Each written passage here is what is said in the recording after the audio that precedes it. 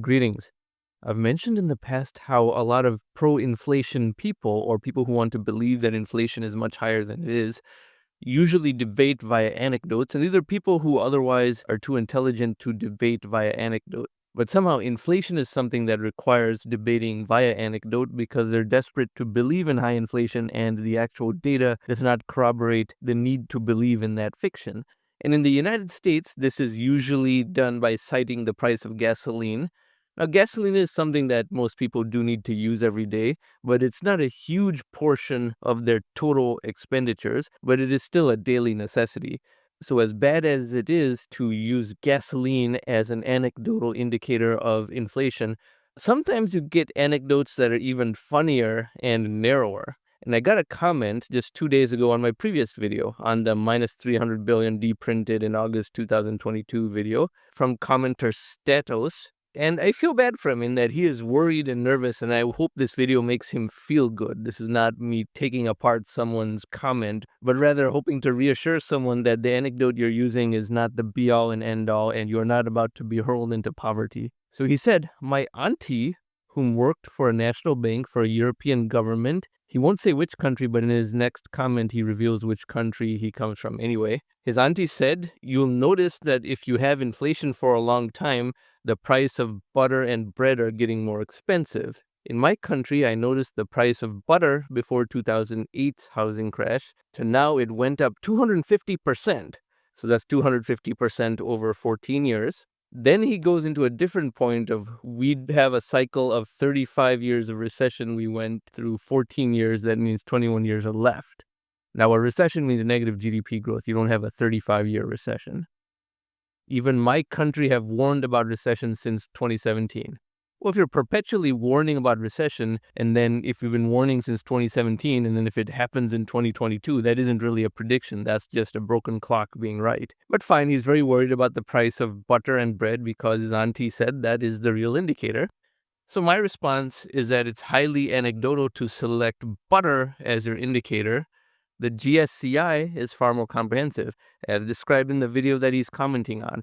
You have to take commodities as an entire basket and for a worldwide price because that gets around the entire claim that inflation numbers are rigged and the government is underreporting inflation.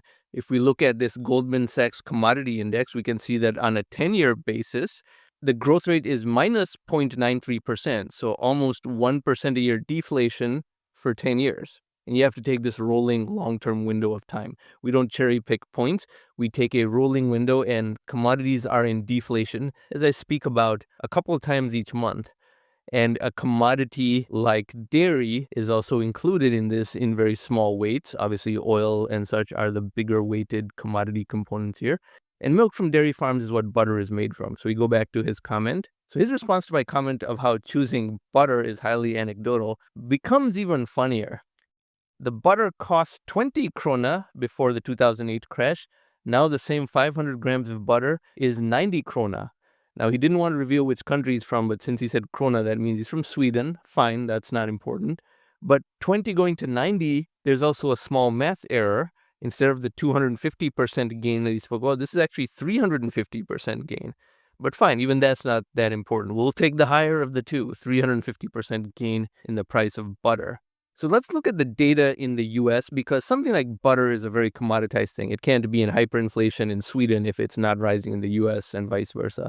Butter is not some super complicated thing to produce and export. Luckily, we have this data. From the Federal Reserve website, there is a producer price index for creamery butter at the manufacturing site.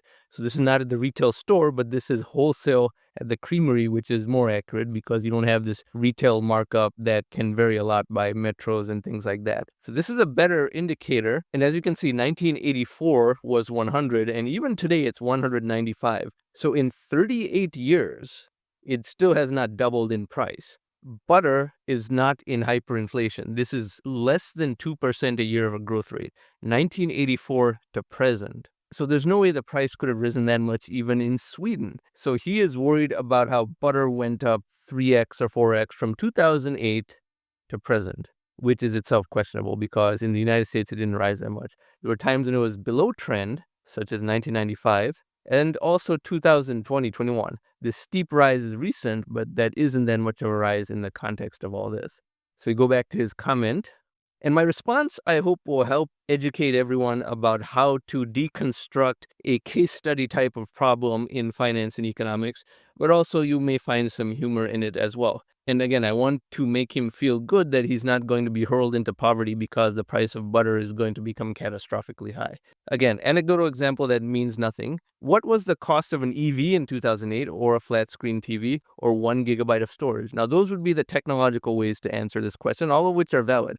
These are all technological atom-type, exponentially deflating products and product components, which contribute to the entire world's technological deflation, which is what the main video he's commenting on is about. But then I ask other questions. What percentage of your total expenditure is butter? And I'll come back to that.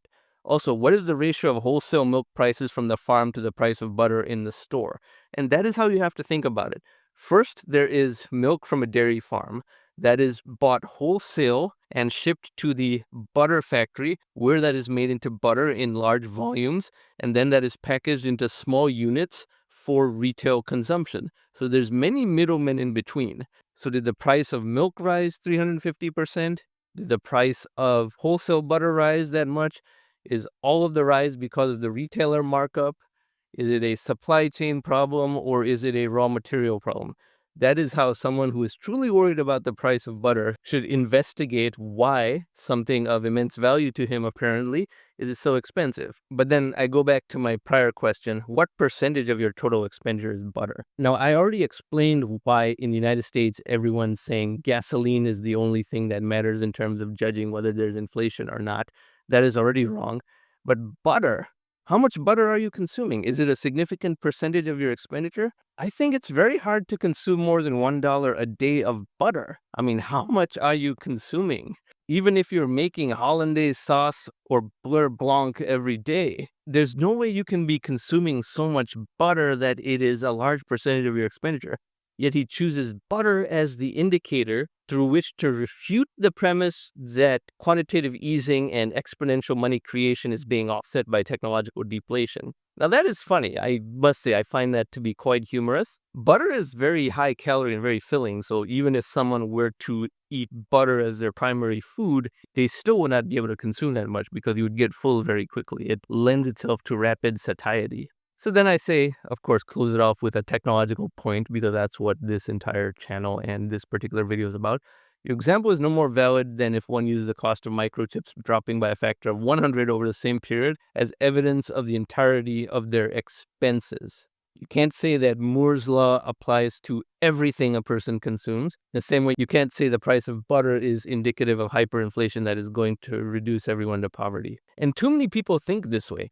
There's something about the inflation narrative that makes people shut off their brain. They have to debate via anecdotes. They are desperate to believe that inflation is much higher than it is. They're also desperate to believe that inflation is always bad and deflation is in fact good. And that is actually very dangerous, because too many voters are going to vote for deflation and then get what they voted for, which is when democracy fails, because deflation would be much worse than inflation. But anyway, I hope you found this to be somewhat humorous, because it's strange enough when someone says the price of gasoline is the reason that life is so much worse in 2022 than it was in 1960. But butter, the price of butter tripling is a reason for the entire atom thesis. The entire quantitative easing and technological deflation interface is wrong because of butter. Butter? How much butter are you consuming? Good heavens. But anyway, this is an example of how not to think about inflation and how not to make yourself feel pessimistic and nihilistic over the most trivial things. Anyway, I hope you found this to be informative, and particularly the part about how to deconstruct the cost of a retail end product to identify whether there's inflation in its core components or it's just a retailer markup supply chain type of issue. Thanks for watching.